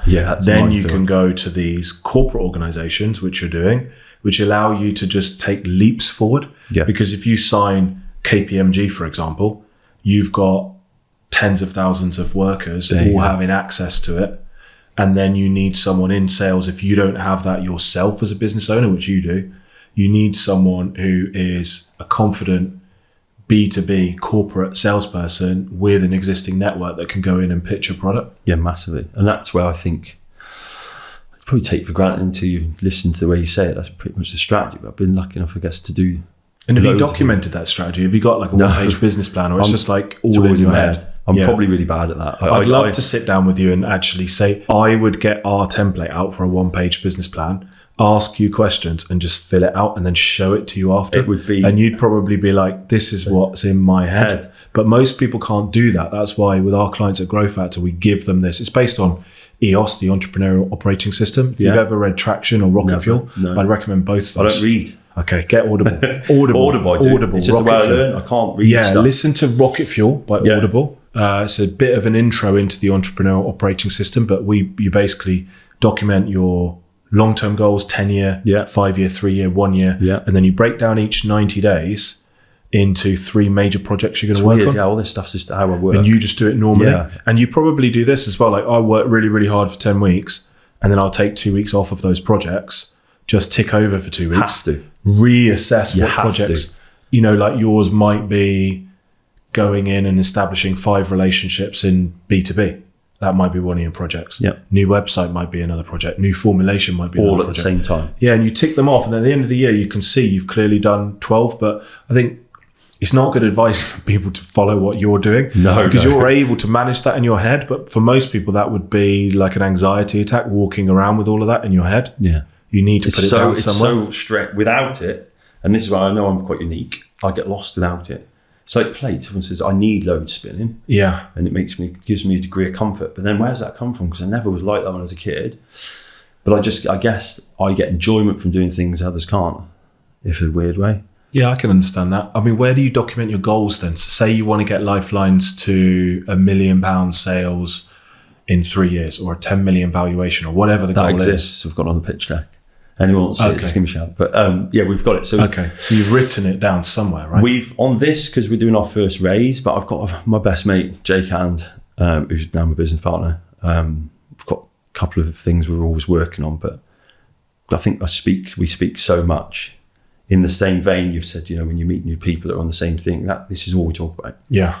Like literally relentlessly. And that's a big thing as well. Like in Rocket Fuel, they talk about having a visionary and an integrator. And I think one of the biggest mistakes people make is they start off themselves and it's just them. Yeah. Whereas your businesses, all of them actually have been with a partner. Do you know why? And it's double. I don't want to be successful on my own. Yeah. You want to do it together. I'd rather share it with someone. And there's also this other thing, like I never want to be the smartest person in the room. Yeah. I also know my weaknesses. Like I've just admitted, like you show me a page full of words and I'll pull my phone out and start choosing Instagram. Yeah, so you need a team around you. You're like Richard Branson is, a visionary, comes up with the idea, but dyslexic, can't read a profit and loss account, didn't know what net profit was until like 2 or 3 years ago. Yeah. How relevant I mean, I think it's probably a slight exaggeration, but he's also said on a different interview, the first thing he does when he goes into a business is hires a CFO or brings his own CFO in. Yeah. And so someone is taking responsibility for the finances. He's managing it.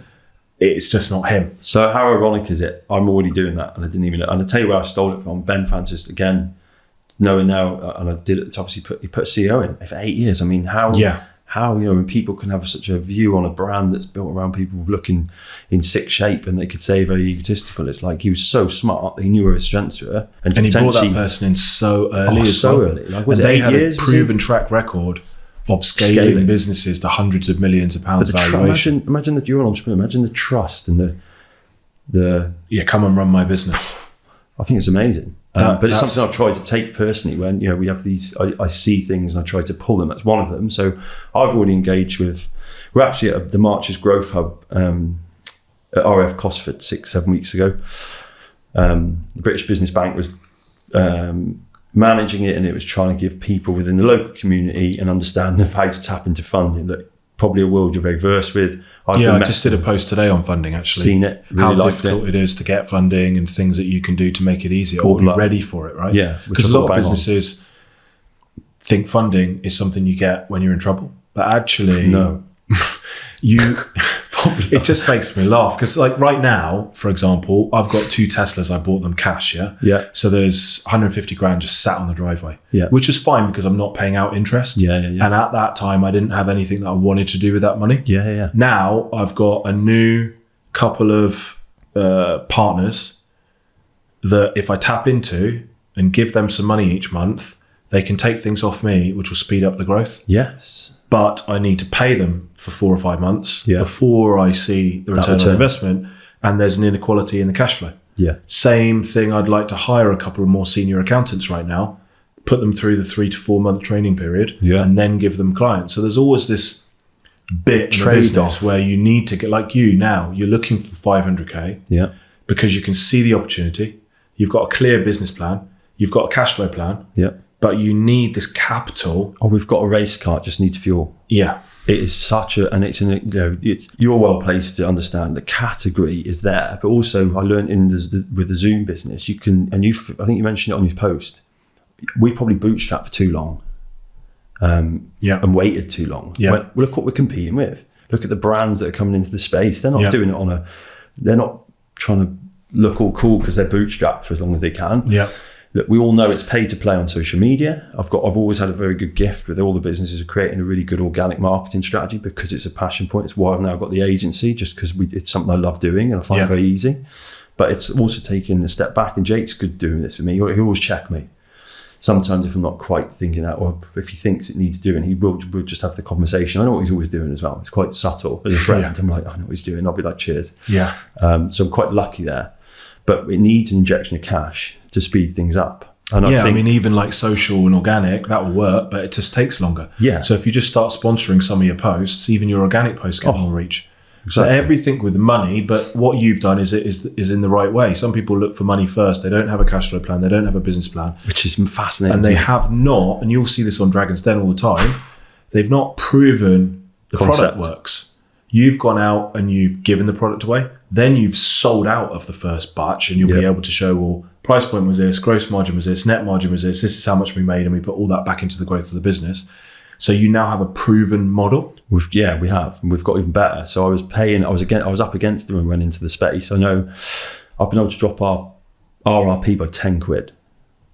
And I've not even scaled yet. Yeah. So and it's really nice. So it was uncomfortable for me at the first time. We sold the first tubs at $34.99. Yeah. Didn't really make any money. Yeah. But I was like, right, I've got no choice. I think this is something I'm willing to commit. This is something I think I take pride in. It's like, I own everything. My decisions, I've made enough mistakes like probably everyone has, but I'll be the first now to hold my hands up and just go, got to own that. So we risked appropriately in that first year. And we've not even scaled to this batch that we're just waiting for now in terms of volumes, anywhere near where we will be. And I've already been able to just drop that RRP by 10 quid. And hopefully looking at the process and the efficiencies. Yeah, and then who we're choosing, the volumes have gone up. And there's like people saying, why have you dropped that? Why don't you just drop it by $5? No, because I want to have a competitively priced product, not cheap, because I'm not about devaluing our brand, but I'm aware that the current landscape, it's not people watching the pennies. And I also understand, I think it's being honest with yourself, where whilst I love hydration and we're leaning into it because of the nature of the way we are with being healthy. Yeah. Most people aren't. So it's like, well, what do I need to do to try and, because my long-term mission is not about just making money. It's about leaving things that are probably help people. So this is what the toilet roll. It's the most eco-friendly toilet roll. Yeah. The most boring topic you could possibly talk about is loo roll. But again, so when you turned up, you brought me 2 gifts, actually. I asked and requested, although I knew you'd bring it anyway, for a tub of Lifelines. I thought I'd surprise you. Super excited for that because it smells amazing. And you brought me 9 or 12 toilet rolls as well. And what I didn't know is that, and we might have to do another podcast because we've been going for about 2 hours, and I honestly could keep talking all day long. So interesting. So you've got 3 businesses now. You've got Lifelines, which is got so much potential. You've got the toilet roll business, Tanky, which is doing really well on Amazon. You're saying doing really, really well. And the key difference there is, which I wasn't even aware of, and I'm sure most people aren't, that normal toilet roll has glue in it. It does, yeah. Which you're sucking down the toilet. You can Google and have a look at the research on that. But if you care at all about the environment and the world, you should start buying, what's the toilet roll? Tanky, just glueless toilet roll. How do you spell Tanky? Tanki. Now we're doing a rebrand for that exact reason. But right now it's called Tanky. It is, you can get it on Amazon. You can. You buy it direct. The website's up. We'll put the links in the description as well. And that's a partnership as well, right? Yeah, that was the first takeover. I call myself one Entrepreneur of the Year in 2021. Now you're taking over businesses, and you are, what do they call that? Taking over distressed businesses. Stupid. But you know what? There's a person, what's he called? Hormozy, Alex. Big fan. He makes his money by taking over distressed businesses, applying his principles to the sales and marketing element of the business, raising the valuation, and then either keeping it and receiving dividends or selling it. Yeah, I love it. Big fan. There are lots of business owners out there that don't listen to podcasts, don't have an Audible subscription, are trying to do everything themselves, don't have online accounting, and are destined for failure. Yeah. And have gone way past the point of being willing to take advice and keep doing it. They've just lost their shit and they don't want to do it anymore. Yeah. And if you've built up some capital, you can go around and pick up these businesses as an entrepreneur. Yeah. Once you've got experience, like you've got 15 years plus experience of running a business and being successful, just apply your key principles, turn that business around, and then either sell it or keep it. And that's it, yeah. And it's weird, isn't it, when you think it's been 15 years. But it's that like one has apprenticeship. Yeah, I know. It's like an apprenticeship, right? Like we said earlier, you never look back and pat yourself on the back, and that's just the type of person we are. But sometimes other people do it for you, and you should do it sometimes. So that business also has a common thread, though, which is it's helping people and helping the environment. Yeah, in a big way. And it's one of the reasons is the catalyst when I anchored it back into being sustainably oriented products, a solution. People are now seeing it as that, and obviously everyone's interested to stop plastic. I mean, I got a whole about microplastics on Saturday on the internet. I turned that off by the time we got to the Thames. There's like microplastic in us. You're like, I've had enough. And you of that. presumably found about this business. Well, we spoke about this actually. It's the same thing. We don't need to go into the intricacies of it, but ultimately you had an open mind. You were listening. Yeah. You heard a conversation. Yeah. You were open to getting involved. And then now you've got a business that you turned around and is profitable and is growing. That's the one I wanted to prove myself, if I'm honest. I looked at a friend and he just put some money in. I thought, it's the only thing I've not done. Turned the business around. Am I really an entrepreneur? Am I really? And it shows you that you have this set of principles, which can be applied to any business in any industry and create profit, cash flow, and success. And so the agency, which is your third business, that helps people with marketing and sales. Who's the ideal client for that agency? So D&G consultants. So my initials, David, Andrew, George, but I've got pulled my friend in again, like I always do. He's an e-com specialist. So this is firmly built around business consultancy for startups and SMEs. In e-commerce? In e-commerce. See, I didn't know you had this. And we've got lots of e-commerce clients at GrowFactor who need sometimes strategic So our help. model's really simple, mate. Yeah. We've got, again, I never wanted to go into this like proving, but we've got between the me and my business partner and my extended business partner, probably sell circa 18, 19 million quid worth of sales across an awful lot of tech products, toilet roll, tit tape, one of them. So Gaz's business is tit tape with his missus. He does $250,000 on Amazon on tit tape. Wow. Insane. So we understand the platform that Amazon is. Sorry to interrupt you, just a funny story. My neighbour had a package. I accidentally opened it because I thought it was for us, and it was tit tape. Mad. So I had to seal that back up. So she knew I'd sealed it back up and had to pass it over the fence to her. Happy days. It's widely used, mate. It's mad. And I think that, though, when you look at the principles of what he did well, he understands how to build brands. He understands the Amazon platform. Like, it's definitely easy to make money on there if you will acknowledge the commitment, the effort, the consistency, all the basics of business. You honor that. Jeff Bezos has built a platform that if you deliver on those, he can deliver this amazing service that we all enjoy, just ordering it's here within an hour, or I want my money back. Amazon's so incredible. It's, for me, it's recognizing the power of the platform and how it's been put together and going, right, and just wanting to help, I guess. So you can go into a business that's either struggling or is a startup, give them a game plan for what they're going to do on marketing, what they're going to do on brand building. Walk them through how they establish their mission, vision, values, goals, which is make sure they're actually strategically innovated so there's something different about the product. And then we'll do the due diligence e-commerce platform. And if we think, because that's our commitment, so we're saying there's going to be a nominal fee. If your brand's exceptional, we think there's a real opportunity, we're going to make a commitment. We say, listen, it's all we'll take a percentage of profit. Yeah. As long as you've got some budget to do, obviously, advertising, that's all we're going to ask of them. So it's a very different So they model. can work on a paid basis, or actually you can start to build up your portfolio by taking an equity stake. Yeah, both. Amazing. So Listen, yeah, we need another sit down, mate. I think. it's been unbelievable. Well, I always, we've had more than 3 keys to success in this, but if you wanted to summarize and repeat the top 3, you've got to the point from leaving school thinking, which is not true, that you're not intelligent, definitely not true, and going to the army, learned a lot, worked hard, developed a passion for all these different extreme sports, which is definitely not my strength.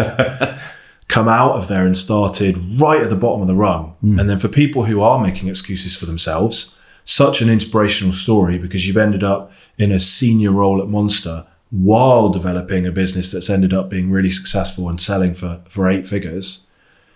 Then you've got 4 businesses that you're running at the moment, managing all of this without, I mean, we meet and we speak and you never seem unhappy or stressed out or those kind of things. So you've got it, which we could do another whole podcast on, how you manage your daily routine and stress levels and all of those things. All of that being said, what do you think are your 3 keys to success? So it could be business success or how you've managed to keep your shit together. Surround yourself with good people. Yep. Have literally nothing's impossible mindset. Yeah. I think I'm trying to say this to friends that got children. You just need time or money, and anything's possible. You know, it was all an idea. This chair was an idea once upon a time. And practice gratitude. Okay. So I get that from reflection, because it's the only thing that keeps you going. Yeah. I think it's very easy to just forget where you've come from, and you've just talked about it. So I think those 3 things consistently make you think, and it's all linked to just enjoying what I'm doing. Yeah, I think the gratitude is unbelievable, actually. And you can really lose your focus as an entrepreneur on either material possessions or I was obsessed with getting an estate, even putting an offer on a house for nearly 2.5 million. This house with 20 acres. It came with 2 full-time gardeners. It had like a mile-long driveway through 2 gates. I'm so glad we didn't get it now. Yeah. With everything that's happened with the mortgage interest rates and the cost that would have been involved in just keeping that up. But that was just because of this obsession of just keep moving forward. Yeah, and forgetting to go. Yeah. Now I'm like, because I've been practicing gratitude, be grateful for what you've got. Don't keep focusing on, yes, you want to move forward and yes, you want to have goals, but you also want to be present and grateful for what you've got, and recognize that being a better person is a much more powerful goal than having a country. It's nice. What is it? The Rock says, I think, it's nice to be important. It's important to be nice. No, it's more important to be nice. Yeah, I love that. I think there's so much in that. And understand your own standards and values, which you clearly do, that you can apply to business, but also the way that you live your life. Yeah, definitely. Awesome. Thanks for coming down, man. Thank you. It's been an absolute pleasure. Legend. How can people get in touch with you? That's how we'll wrap up. LinkedIn, really active on there. I think that's probably a platform I'm quite enjoying, especially because the audience, I guess, that's watching, even if it's just for a chat about your business. I love learning about stuff. www.lifelinez.com, website, my Instagram, Dave Hamlet 159. I did have the original Dave Hamlet at one point, but it got hacked, so I've had to put my race number on the end like a child. And that's it. Twitter, you can find me anywhere on the socials. So look, really, really enjoyed this. Awesome. Thanks, guys, for another episode of Founder Stories, and we'll see you in the next one.